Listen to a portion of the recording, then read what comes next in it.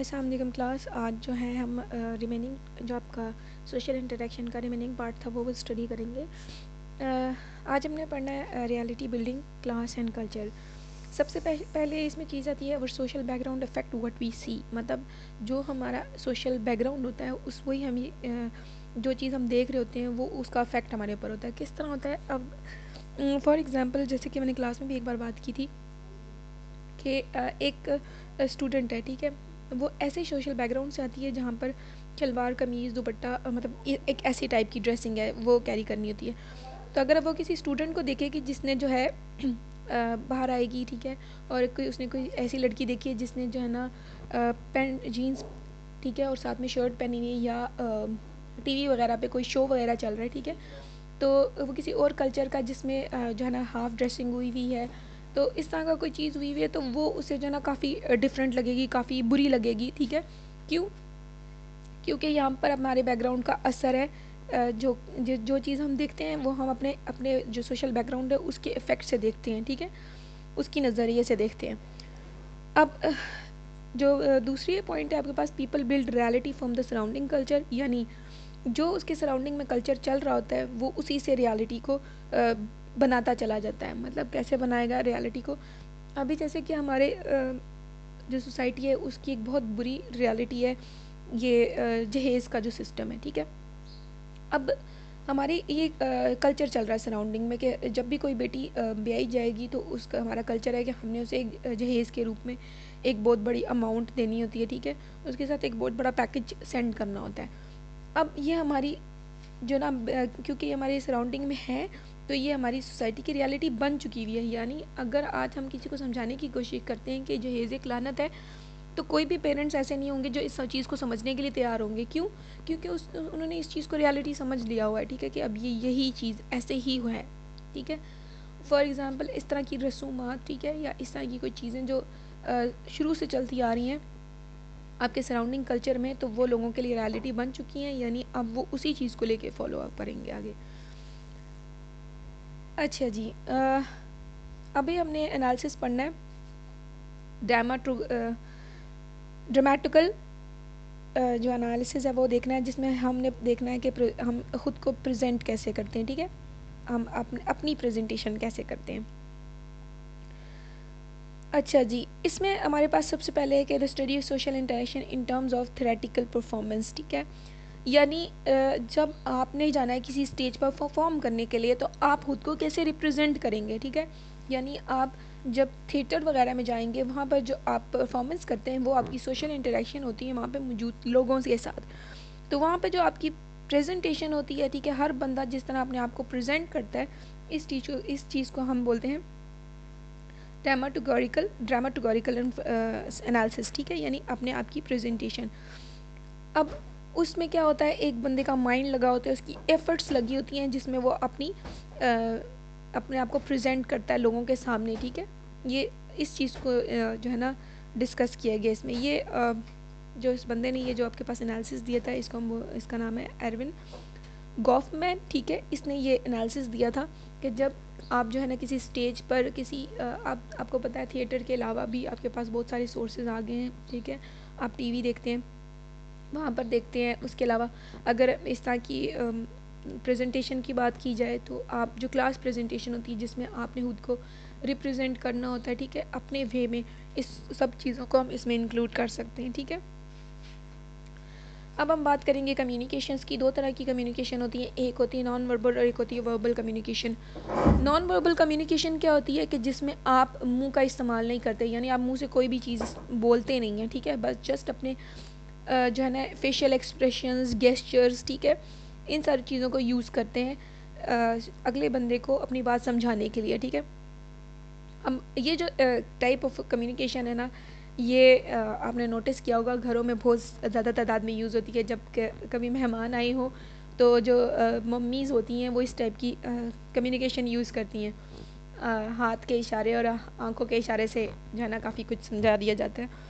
अब या आपको जो है ना ये तो एक मैंने एक सिचुएशन रखी है, ठीक है, इस तरह की बहुत सारी सिचुएशंस होती हैं जहाँ पे आपको नॉन वर्बल कम्युनिकेशंस यूज़ करनी पड़ती हैं। वैसे अगर आप स्पेशल स्कूल्स जो होते हैं, ये स्पेशल चिल्ड्रन के लिए जो होते हैं, उधर जाएँ तो वहाँ पे आपको नॉन वर्बल, आपको पता है वो बोल नहीं सकते, तो वो जो टाइप ऑफ कम्युनिकेशन यूज़ करते हैं वो नॉन वर्बल कम्युनिकेशन होती है, और उस कम्युनिकेशन के थ्रू वो सामने वाले को अपनी मुकम्मल इन्फॉर्मेशन कन्वे कर देते हैं कि वो क्या कहना चाह रहे हैं। ठीक है, फिर आप किसी ग्राउंड में चले जाएँ। ठीक है, ग्राउंड में आपको पता है कि होता क्या है कि जो रेफरी होता है, जो कि मतलब जो डिसीजन बता रहा होता है, ठीक है, तो वो क्या कर रहा होता है कि हाथ के इशारे से बता रहा होता है कि ये इस टाइम ये चीज़ हुई है, इस टाइम वो चीज़ हुई है। ठीक है, वो मुंह का इस्तेमाल मोस्ट ऑफ द टाइम जो क्रिकेट ग्राउंड में होता है। ठीक है, तो काफ़ी जगह पे आपकी नॉन वर्बल कम्युनिकेशंस यूज़ हो रही हैं। फिर आपको पता है कि आई कांटेक्ट, ठीक है, ये जो आप आई कांटेक्ट करते हैं, इससे भी क्या होता है कि आप, ये नॉन वर्बल कम्युनिकेशन का वे है, यानी आप जो है ना आईज से किसी को, जो इशारेबाजी का जो वर्ड यूज़ किया जाता है, इशारा करते हैं। ठीक है, यानी फॉर एग्जांपल आप बहुत ज़्यादा डिस्टेंस पे अपने फ्रेंड से, ठीक है, तो आप उसे कह रहे हैं कि इधर आओ या उधर जाओ, तो आप हाथ का इशारा करते हैं या आँख से कोई इशारा करते हैं और वो समझ जाए, इसका मतलब है कि you use non verbal communication skills. ठीक है, और इससे काफ़ी ज़्यादा आपकी जो है इनकरेज होती है इंटरेक्शन। कभी कभी होता ही है कि हम वर्बल कम्युनिकेशन के साथ साथ ही नॉन वर्बल कम्युनिकेशन यूज़ कर रहे होते हैं, एट अ टाइम दोनों तरीके से यूज़ कर रहे होते हैं। आपको पता है कुछ लोगों को बोलते दौरान जो है ना गेस्चर्स करने की आदत होती है, वो अपने गेस्चर्स यूज़ करते हैं। ठीक है, उसमें एक्सप्रेशंस आते हैं, आई कॉन्टेक्ट्स भी आ जाते हैं, हाथों का इस्तेमाल भी आ जाता है।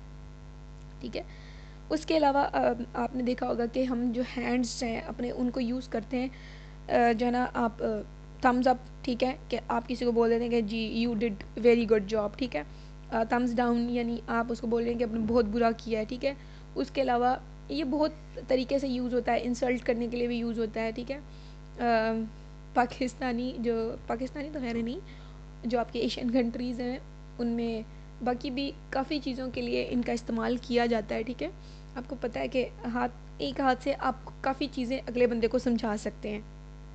ठीक है, तो अगर कोई बंदा जो नहीं है उसके, अगर गेस्चर्स का इस्तेमाल किया जा रहा है, आप साथ में वर्ड मुंह से बोल भी रहे हैं, यानी वर्बल कम्युनिकेशन भी कर रहे हैं और उसके साथ साथ अपने गेस्चर्स का यूज़ भी कर रहे हैं, तो ये क्या करता है, कि एक सप्लीमेंट यानी एड अप होता है। ठीक है, जो बंदा जिसको आपकी सिर्फ जो है वर्बल कम्युनिकेशन समझ नहीं आ रही, हो सकता है वो आपके यूज़ होने वाले हैंड्स गेस्चर्स, ठीक है, जितने भी आपके टाइप जो गेस्चर्स आप यूज़ कर रहे हैं, ठीक है, उनको समझ जाए और उनको जो चीज़ आप समझाना चाह रहे हो सकता है वो उसे आपके नॉन वर्बल कम्युनिकेशन के थ्रू ज़्यादा समझ में आ जाए, जो आप वर्बल कम्युनिकेशन के साथ यूज़ कर रहे होते हैं।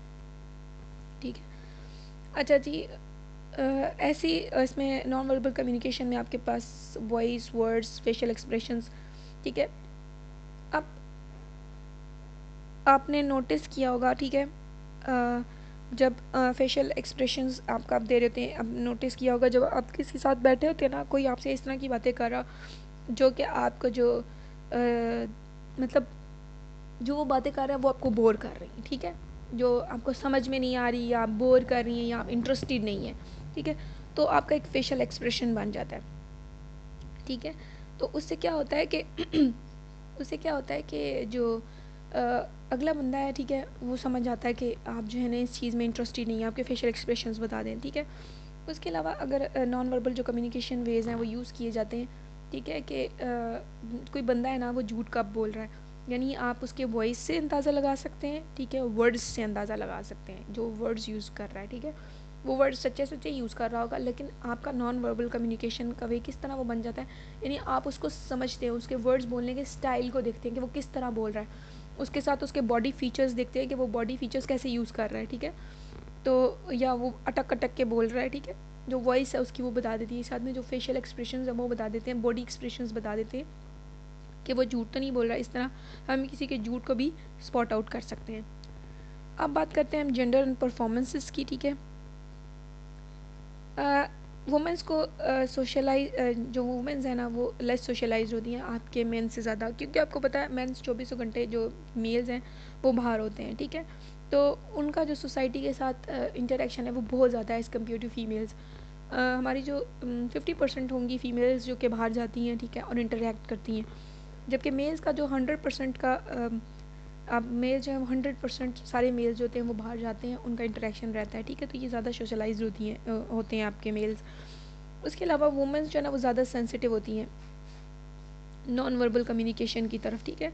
मतलब देखा होगा जो मतलब इसका मतलब क्या है कि जो वुमेन्स हैं वो ज़्यादा नॉन वर्बल कम्युनिकेशन यूज़ करती हैं, ठीक है, as compare to males. Male जो है वो अपनी बात मुंह से कह देते हैं, ठीक है, लेकिन जैसे कि आपको एक पिक्चर में नज़र आ रहा होगा, जब इवन फीमेल्स नाराज़ होती हैं तो they don't want to talk to anybody, ठीक है। तो जस्ट अपने जो नॉन वर्बल कम्युनिकेशन वेज हैं उसी से वो अगले बंदे को एक्सप्रेस करवाती हैं कि जी मैं अब बात नहीं करना चाहती हूँ, ठीक है, या कुछ भी, या गुस्सा भी हो तो मैंने अभी जैसे बताया मम्मी जो घर में कोई आ जाए तो किस तरह नॉन वर्बल वेज कम्युनिकेशन के यूज़ करती हैं, तो जो वुमेंस हैं वो इससे ज़्यादा सेंसिटिव होती हैं।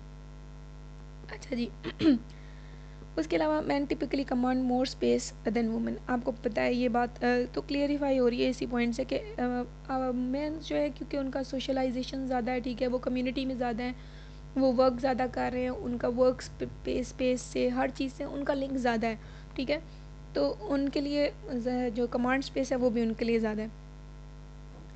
अच्छा जी जो नेक्स्ट पॉइंट है women craft their personal performance more carefully than man.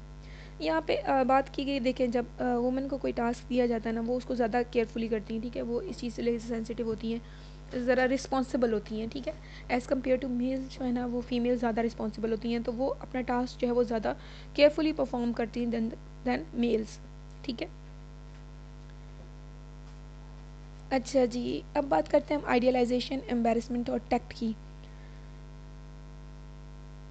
हम क्या करते हैं, हम जो अपने परफॉर्मेंस देते हैं, ठीक है, जो हम परफॉर्मेंसेस बनाते हैं या जो हमने परफॉर्मेंस देनी होती है वो क्यों करते, किस बेसिस पे करते हैं कि जो हमारी इंटेंशन है वो आइडियलाइज हो सके, यानी हम किस इंटेंशन की बेस पे वो परफॉर्मेंस दे रहे हैं, ठीक है, वो जो इंटेंशंस हैं वो आइडियलाइज हो सके, मतलब लोगों की जिसके सामने आपने परफॉर्मेंस दी है, ठीक है, उनके लिए वो बेस्ट हो, ठीक है।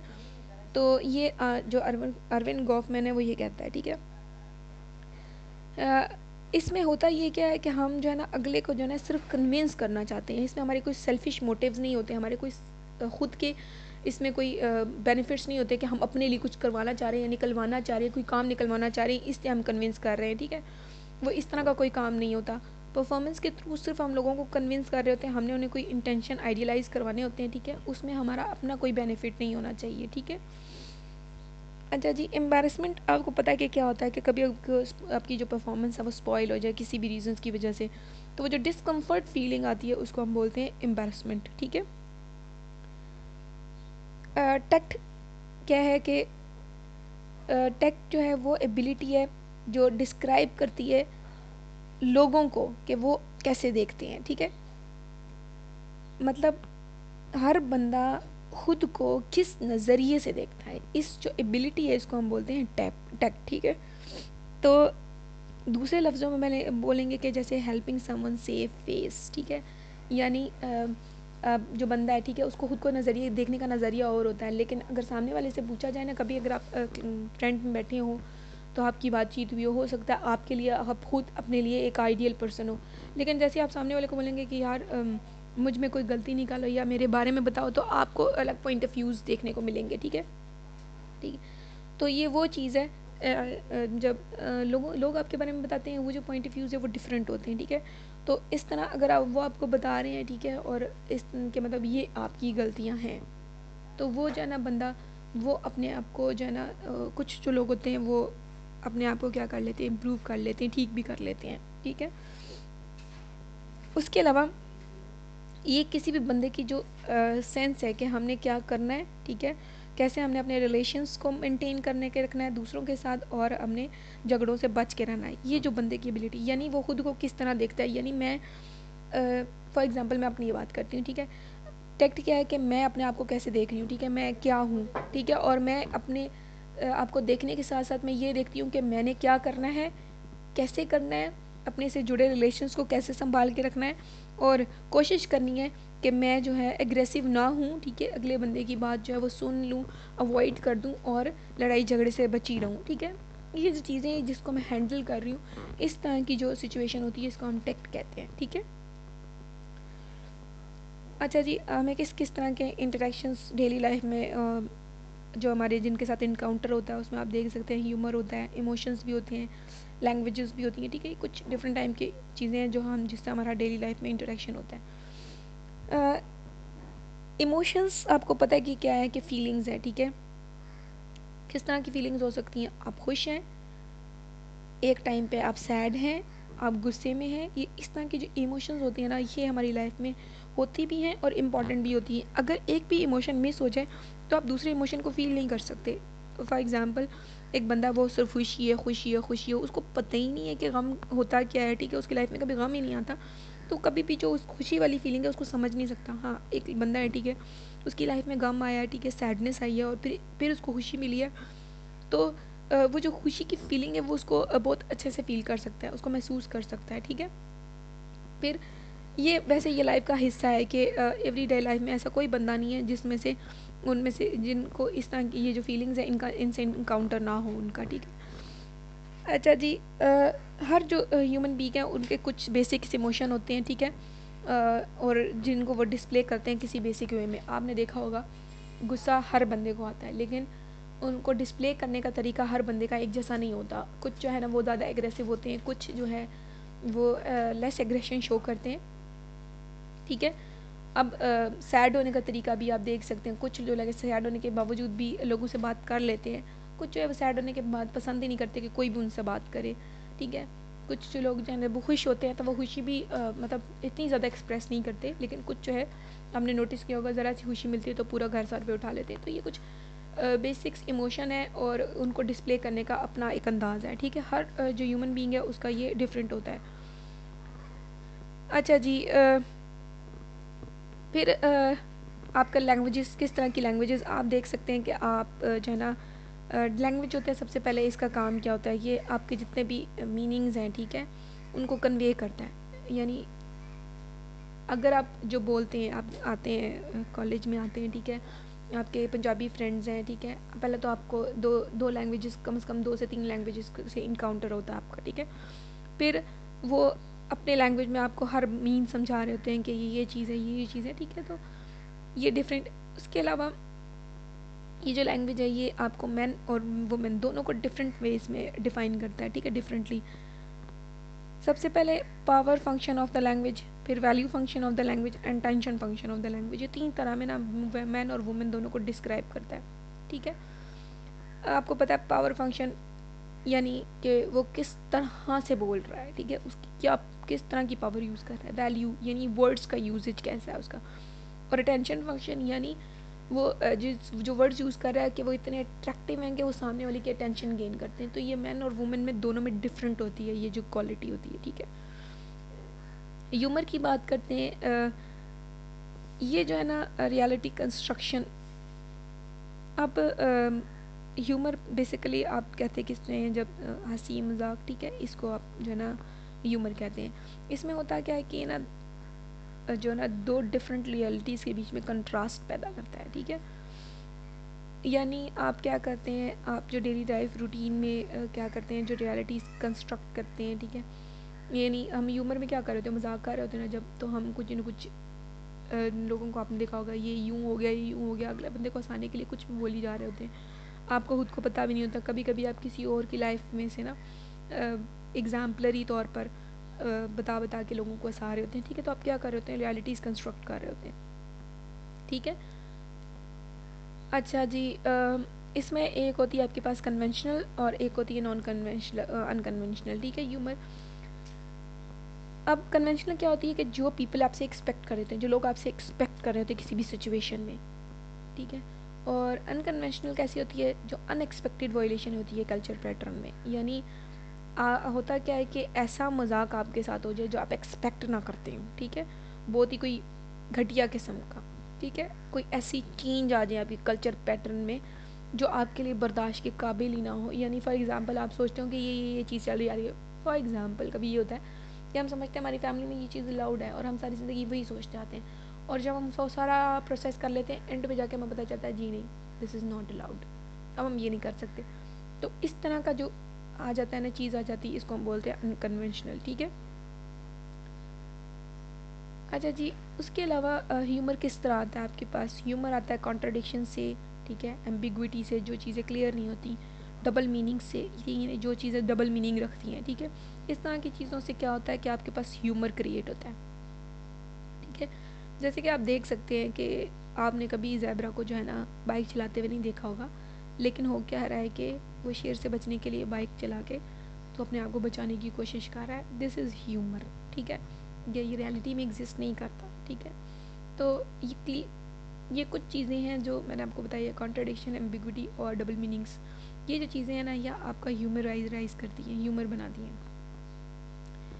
अच्छा जी, उसके अलावा कभी कभी जो ह्यूमर है वो आपको अपने फीलिंग, जो अपने ओपिनियन है, ठीक है, सीरियस हुए बगैर आपकी जो ओपिनियन है उसको एक्सप्रेस करने का मौका देता है, ठीक है। उसके अलावा ये रियल कन्फ्लिक्ट का भी वो बनता है, हिस्सा बनता है। कैसे कभी कभी जो ज़रूरी नहीं कि हर दफ़ा आपका जो मजाक है वो लोगों को पसंद दिया है, ठीक है। तो कभी कभी आपका किया हुआ मजाक जो है ना वो अक्सर यही होता है कि मजाक जो है वो रियल कन्फ्लिक्ट की तरफ चला जाता है। कन्फ्लिक्ट का मीनिंग मैंने आपको पिछले जो उसमें समझाया था ठीक है। तो आज का लेक्चर हमारा ये था, आपने ये हमारी जो सोशल इंटरेक्शन है वो ख़त्म हो गई है, ये टॉपिक हमारा क्लियर हो गया। नेक्स्ट आगे हम इसके जो पार्ट्स हैं वो करेंगे नेक्स्ट लेक्चर में। ओके बच्चे, अल्लाह हाफिज़।